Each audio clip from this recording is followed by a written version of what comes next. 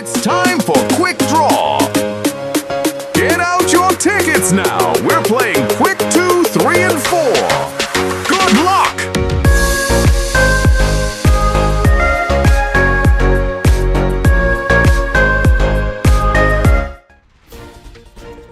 Tonight, a woman is hospitalized after a house fire nearly snatches her life.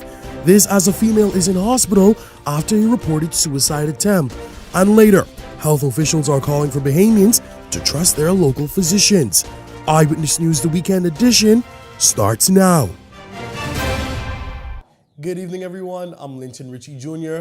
Thanks for joining us. Well, topping the weekend edition, a fire in the southern part of the island has left a woman hospitalized with burns about the body. But quick action from a neighbor helped save her life. Our Lorenzia Smith has the story. I was supposed to go to church this morning. What happened? My daughter sang some of the praise team, and then my just told me just stay home. You know, at the time when I came outside, I saw the smoke coming out of the house. I said, "Wow." That simple act may have saved Christine Liburn's life following a mid-morning structural fire on Progray Way in the Jones Heights community. The blaze left the home heavily damaged and sent Liburn to the hospital with burn injuries. That's her neighbor of some 18 years, Robert Bethel, explaining how his gut prompted him to skip out on Sunday service. Bethel told us he had just stepped outside to feed his dogs when he noticed the smoke coming from the home. Bethel says that's when he sprung into action. And then I heard the hollering. So what I did, I came right for that first thing I did. I threw my hose over in the yard and I started wetting the roof and stuff. And then I went around to the back to turn off the gas tank. And what happened, some gentlemen were passing at the same time and they were trying to break the door down. It looked like upper body burn. Her face was like black and on her shoulders and stuff. Like, you know, she got some burn and stuff. When Eyewitness News arrived on the scene, Liburn had already been transported to the hospital for treatment. Now her neighbor did indicate that 3 fire trucks were on the scene and praised the fire services for their quick response. Now her family members were at the residence surveying the damage left behind. The kitchen, the living room, and the bedroom sustained extensive damage, with the walls and ceilings blackened by thick smoke. Fire officials have not released a formal report, but we understand the matter remains under active investigation. Liburn's sister Denise Mackey told us that she was notified by another sister about the incident. She says she quickly made her way to the home where she met the devastation left behind by the fire. She said that there was a candle, she was trying to put it out, and then shortly when she blew it out, there was an explosion. I know at this time she was probably getting ready for service. So, and she probably was finishing up cooking as well. So that's probably why she was in the kitchen, and that's where this unfortunate event happened. As her sister recovers from her injuries, Mackey says her main focus is ensuring that she gets the care she needs. Mackey also expressed her deep gratitude to the neighbor who stepped in to help, saying his quick action made all the difference. Like that, who is so, helpful and supportive. And she always talked about her good neighbors. So it was great that he was still here to help her out. Lorenzia Smith, Eyewitness News. While police tonight are investigating a reported suicide attempt after an adult woman was found with apparent self-inflicted injuries off Yamacraw Hill Road on Saturday. According to preliminary information, shortly before 5 p.m., officers responded to reports of an injured female at a residence in the area. Upon arrival, police discovered the woman suffering from what appeared to be self-inflicted injuries and believed to have ingested a quantity of medication. Emergency medical personnel were immediately summoned, and the woman was rushed to hospital, where she remains receiving treatment and undergoing further medical evaluation. Investigations into the matter are ongoing. Moving on to news from the crime beat tonight, police have launched an investigation into an armed robbery after a man and his female relative were attacked while attempting to purchase an item Saturday evening in the area of Martin Close off Cowpen Road. According to preliminary reports, shortly before 7 p.m., the male complainant and his relative drove to the area to complete a transaction. Upon arrival, they were approached by 3 masked men who reportedly pulled the man from the vehicle and assaulted him with a firearm. The suspects then robbed the victim of $9,000 in cash along with other personal belongings before fleeing the scene in an unknown direction. The victim sustained injuries and was later treated. Investigations into the matter are ongoing. Police have now confirmed that 73-year-old Larry Fowler, who was reported missing on Friday, has been found deceased in the 5th Street area of Coconut Grove. According to preliminary information, Fowler had been experiencing a medical condition. Emergency medical services responded to the scene and confirmed that there were no signs of life. Detectives from the Criminal Investigation Department have since determined that no foul play is suspected. Investigations into the matter continue. Bahamian physician Dr. Loxley Munro raising concern over what he describes as growing vote of no confidence in the country's public healthcare system. Munro says too many Bahamians are opting to seek medical care overseas, spending thousands of dollars abroad, funds that could instead be invested at home to strengthen services, build trust, and elevate the overall standard of healthcare across the Bahamas. Our health system is branded by services rendered at Princess Margaret Hospital. And I'm not saying service is bad, but the whole atmosphere at Princess Margaret Hospital tends to be more negative than positive. So if you have the option or the ability to not go to Princess Margaret Hospital, most persons would not go there.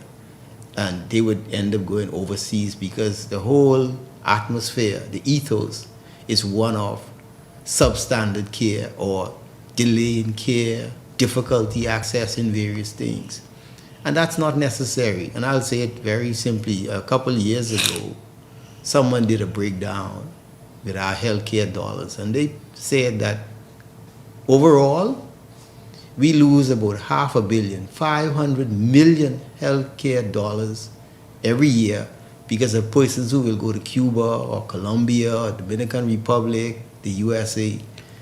If we really kept those funds here, we could improve our system to really provide service to our people. Dr. Munro urging Bahamians to trust the public healthcare system as local medical staffers have the best interests of their patients in mind. People have to have the confidence in the system that they're going to be able to get the service. And I think a big part of the problem is because we keep telling them it's all for free, right? And if you're not, there is no medication we get for free, none. There is no physician, no porter, no nurse that you are having to work 12, 15 hours a day for free, right? So that's the one thing we need to understand, that we should pay for our service. And once you are paying for it, then the expectation is you are going to have the service that you are paying for. The government could always give you a cut rate because Princess Margaret Hospital flavors our healthcare atmosphere. It puts the flavor in the atmosphere. And so folks who can, they don't stay in this atmosphere, they will go into a different atmosphere. That's how I perceive that, yes. Progressive Liberal Party candidate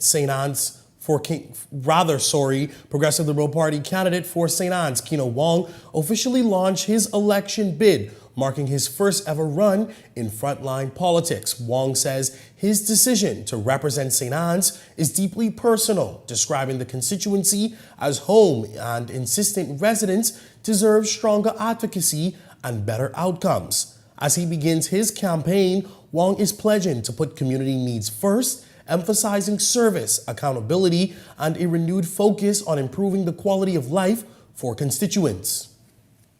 I care deeply about the families who live here, the young people who dream here, the seniors who build the foundation we stand on today. And I'm driven by a genuine passion to improve everyday lives. You see, as your candidate, as your incoming member of parliament, I will work tirelessly to help create safer neighborhoods, to empower our youth with opportunities and guidance, and to ensure our senior citizens are well respected, supported, loved, and never forgotten. You see, together, we can build St. Anne's where everybody has a voice, a purpose, a passion, and a fair chance to thrive. This is what true representation will bring to St. Anne. Wong acknowledging that the constituency of St. Anne's is a free national movement stronghold, but charged the electorate to vote what he says is the change he claims is needed. St. Anne's deserves better. Our country deserves better. And tonight, I say it's time to get rid of Adrian White and the F&M in St. Anne's. It's completely time for progress. Well, moments after being ratified to once again carry her party's banner in the Anglerston constituency, Minister of Education Gladys Hannah Martin officially launched her re-election bid, making it clear that investing in education and the next generation of Bahamians remains her top priority. Hannah Martin says stronger schools lead to stronger communities, insisting that education is the foundation for national growth, opportunity, and a better Bahamas. Hannah Martin emphasized that empowering young people through learning is key to shaping the country's future. We must commit ourselves every day to liberating the intellect, heart, minds, and souls of our children, and to protecting the weakest and most vulnerable amongst us. That is our mission. And in this, we must have clarity of vision and courage of conviction. We must drive progress in the face of the vested interests working against us and the hardened obstacles to progress. In this mission, education is the critical instrument of change for an emerging generation. Through education, we awaken the vitality of our young people, unleash their potential, and provide pathways to realize their dreams. Our young people are strong, talented, and brilliant. The hope in our nation lies within them. And oh Lord, what a hope it is. Education is the great equalizer. Hannah Martin touting the success she says the Davis administration has had in the public education sector, noting from her view the governing party is proving they are putting the next generation first.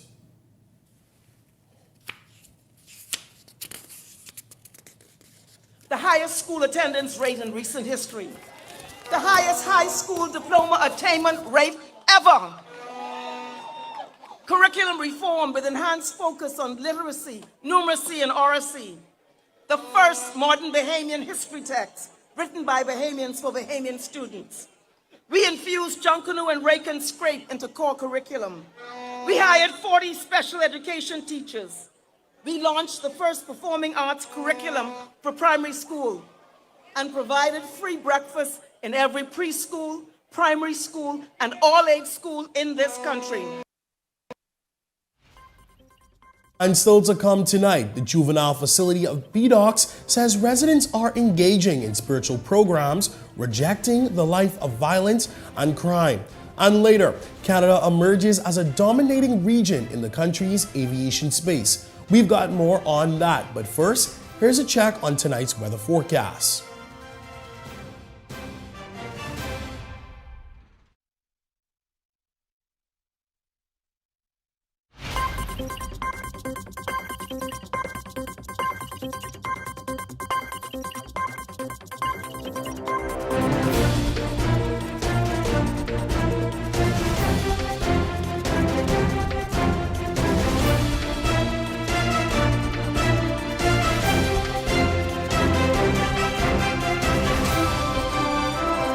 Bahamian ownership in fly fishing is very important. Not only does it create opportunities for Bahamians, this is our industry, so we're proud of what we do. Opportunity is important. It's the story of my life, because with the opportunities, you can chart your own course. Prime Minister Davis and his team see the opportunities by providing these grants and what it can do for our country. It's just wonderful, and I'm glad to see these ventures working so that other people can get involved. This is real. Let's do it. Let's do it. Let's help ourselves. Every great idea starts with courage. Every successful business starts with belief. And every woman deserves the opportunity to turn her vision into reality. The Fox Foundation Women Entrepreneurship Initiative is back, bigger, bolder, and more powerful than ever.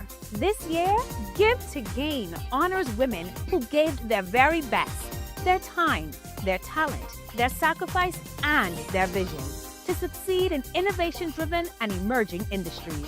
This initiative is about investing in women who are ready to lead, build, and grow. It's about creating a real pathway to success in a new era of business. This year's program features 2 dynamic panel discussions designed to inspire action at every level. This year also features a distinguished international speaker, bringing global insight, helping to empower women to think bigger and lead boldly. We're proud to grant over $75,000 in funding to emerging businesses and aspiring entrepreneurs ready to take the next step. If you have an idea, a business, or a dream worth building, now is the time. Grant applications are open until February 28th. This is more than just an event. It is a powerful networking experience. Surround yourself with women who means business. Join us as we give to gain. Give your best, build what's next, and gain what matters. Okay guys, this is what we doing today. We training for the bounce back. This a 150K payday. Y'all ready? Yes. Y'all sweating today. Give me a 2 ball. 10. Give me another 2 ball. 15. You spin, right? It don't look so. It's 10K. Name these games after me. Fruit Dragon. Fruit Dragon. Cinema Classic. Cinema Classic. Yeah. Put that parlay in. Put that in. You know, Jalen Bronson disappointed us last time. You want to walk for this or you want to run for this? Good pace. Good pace. Not too much water. Hit it down. Let's go. It's the Bounce Back 150K payday. Big wins for 10 weeks straight. 15K every week. 10K to a lucky winner. Visit islandluck.com for more info. Island Luck. Winners live here. You're watching Eyewitness News.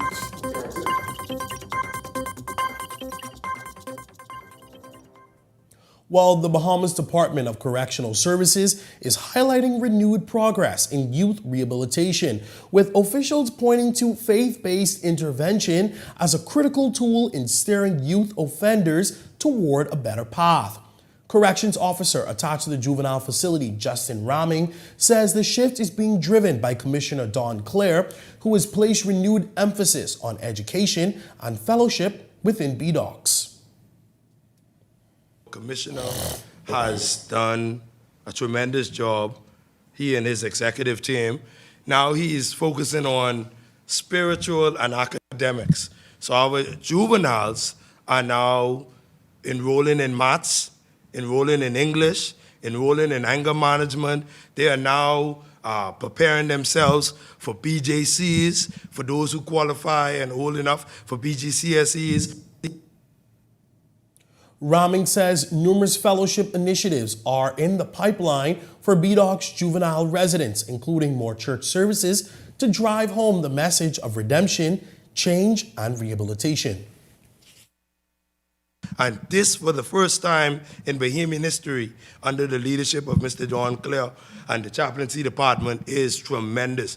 And so we're doing very well. We're booting up our Saturday services. We figure now, through the day, Monday to Friday, they are in school.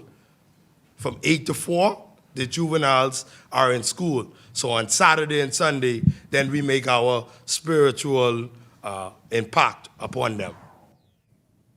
Well, over the past few years, the Bahamas has made tremendous strides in sports tourism. From world-class swimming facilities to international regattas and track meets, we're seeing athletes and fans from all over the world choose our island as their destination.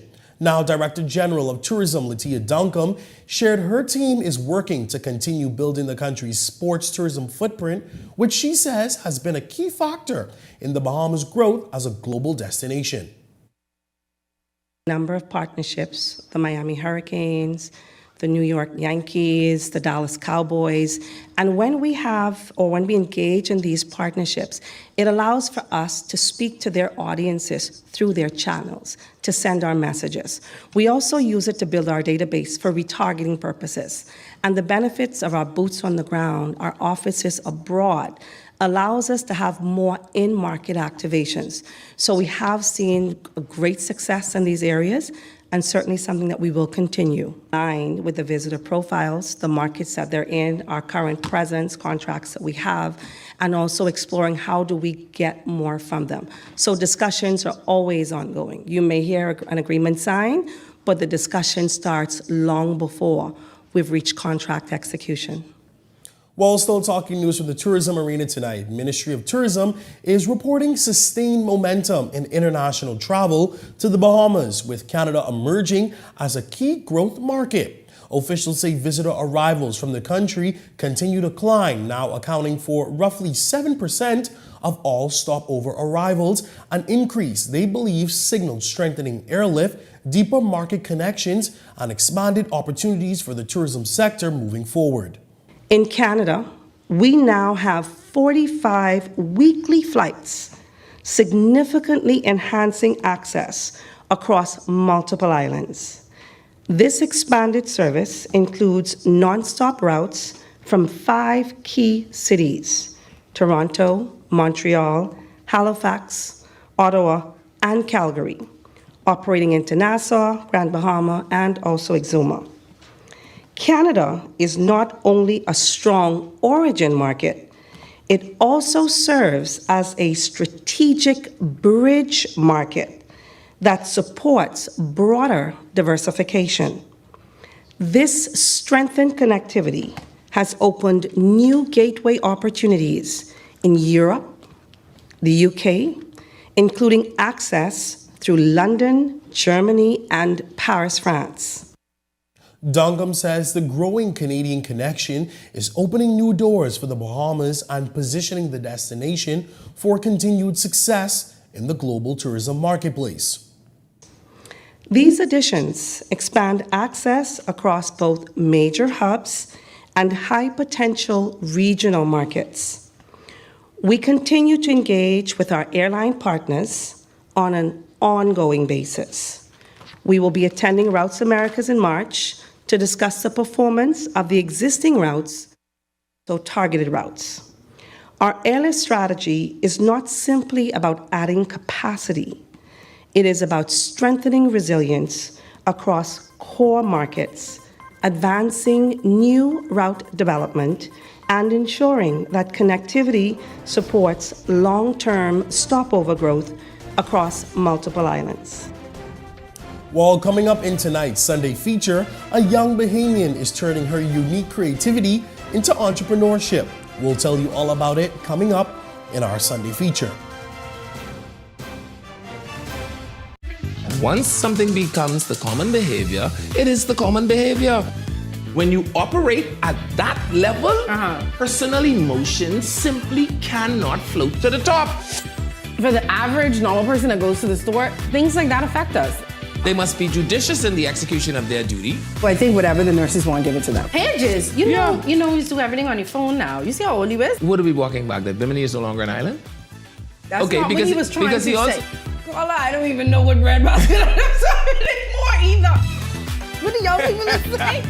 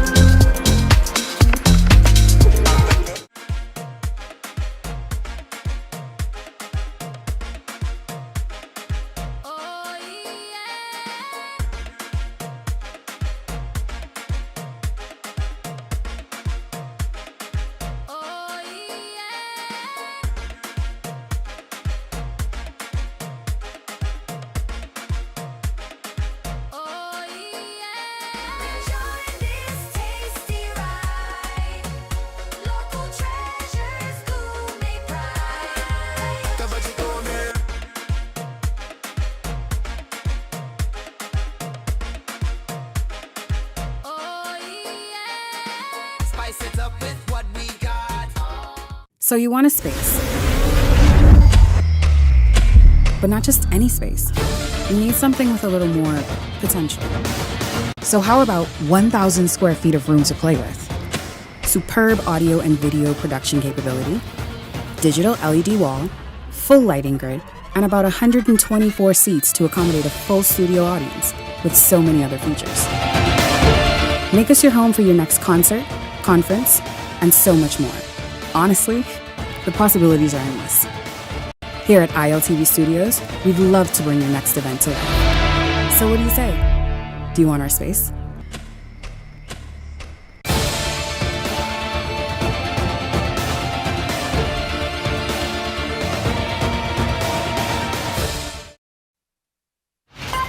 You're watching Eyewitness News.